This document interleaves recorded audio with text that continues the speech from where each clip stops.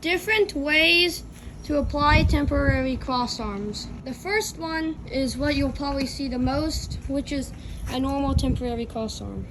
So this is basically what I made, the best thing I could make. I'll put a picture right now of an actual one. The next is bolting the crossarm to the side of another crossarm, which you can do with like an 8-foot or just cut like an 8-foot or 10-foot in half, drill a few holes so it fits in an 8-foot or a 10-foot, and then you're good. Next is bolting your crossarm to the bottom of another crossarm. So that'd probably be for like a 10-foot crossarm. I'll just turn this upside down so you'd see probably what it would look something like. I've seen bolting to the top for a dead end on a wooden crossarm, a dual wooden crossarm. I have seen bolting a 4x6 to the bottom of a fiberglass crossarm to have a temporary dead end.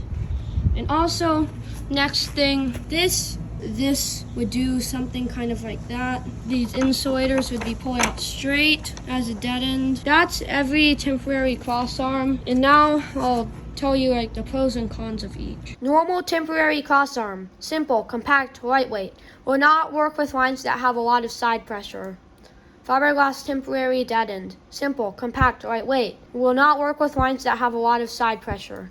Bolting to top of crossarm, works with lines that have side pressure, may need to remove anything on the top of the crossarm.